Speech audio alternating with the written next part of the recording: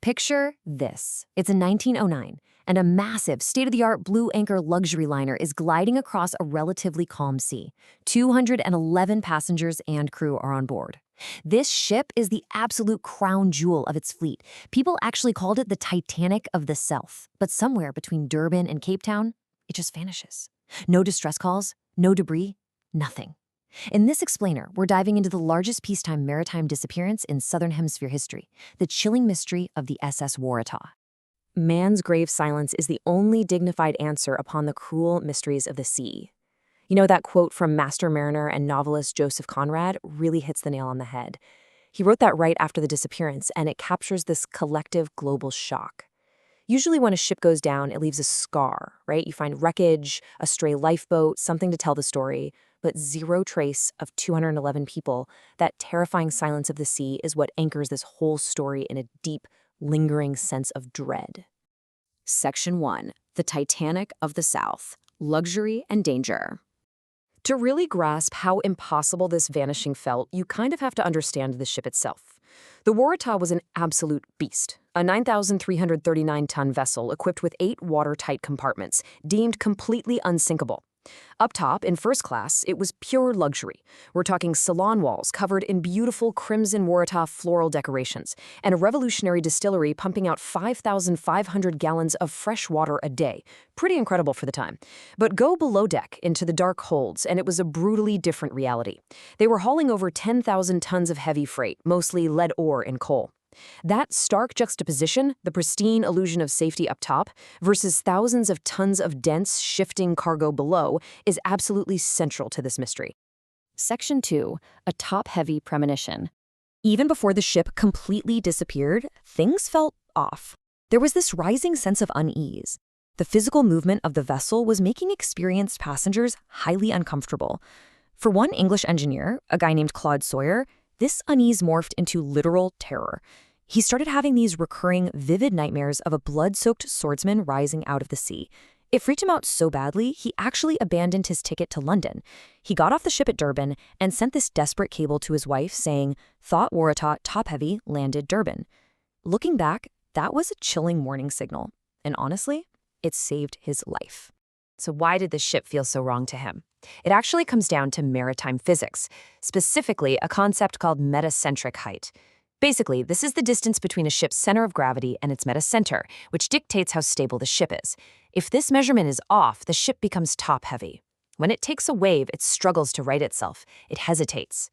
Now here's where it gets crazy. It turns out the ship's naval architect had actually filed a private stability report with Lloyd's Register about 6 weeks before departure. In that report, he explicitly flagged a dangerously top-heavy metacentric height. But guess what? After the sinking, that report mysteriously vanished from the Register Index, completely gone. And this wasn't just Claude Sawyer being paranoid. The ship was heavily loaded with up to 10,987 tons of cargo. Multiple witnesses who got off early reported this sluggish, terrifyingly slow roll in the water. Future Nobel laureate William Bragg was actually on board for an earlier leg, and he testified that he felt the ship rested in what he called a neutral equilibrium. Essentially, that means its center of gravity and metacenter were sitting dangerously close to each other. To put that into perspective, at one point the crew tried to fill a ballast tank to correct a list, and the ship didn't straighten up, it literally just flopped over to the other side. Section 3. Vanishing in the Storm. We can trace the Waratah's final hours through an incredibly eerie countdown. On the morning of July 27th, they have a totally calm, routine exchange of signals with the Clan McIntyre. Everything seems fine, but then the weather starts to turn. By 5:30 p.m., the SS Harlow reports spotting excessive smoke and 2 bright flashes of light in the distance.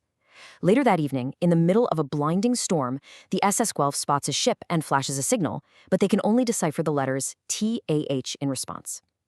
Finally, on July 28th, a captain named Edward Joe Conker spots a ship perfectly matching the Waratah, heavily distressed and struggling in heavy seas before being swallowed by a massive swell. He gave sworn testimony about this. Yet, incredibly, an inquiry annex held at the National Archives, under MT/822, completely dismissed his sighting. They claimed it was geometrically impossible based on the ship's official last known position, leaving his credible testimony dismissed without any real explanation. Section 4. Searching the Silent Sea. And then, silence. You really have to ask yourself, how does a 450-foot vessel carrying 211 souls completely vanish without leaving a single piece of wreckage behind? The disappearance sparked an absolutely frantic search effort. For 88 days, search vessels relentlessly scoured over 14,000 miles of ocean. They combed coastal rivers, they checked the deep ocean, they looked literally everywhere. The result of all that massive effort? Zero. Zero bodies recovered, zero lifeboats found, zero pieces of confirmed wreckage ever identified. A huge ship made of iron and wood, packed with humanity, was just erased from the face of the earth. But there was one unconfirmed report that adds this heartbreaking human element to that vast, empty ocean. In early August, crew members aboard a ship called the SS Tottenham claimed they spotted a body floating in the waves. A young apprentice and the second mate gave matching descriptions. They saw a little girl, maybe 10 or 12 years old, wearing a red cape and black stockings. Could it have been one of the young shaman sisters who we know were aboard the Waratah? The ship's chief engineer argued it was probably just a roll of paper and red wrapping. By the time they actually managed to turn the Tottenham around to check, whatever it was gone. Section 5. Rogue Waves and Shifting Cargo. So what really happened out there? A Board of Trade Court of Inquiry sat in London for 14 long months trying to figure this out, only to officially conclude cause unknown. But they did explore some terrifyingly plausible theories.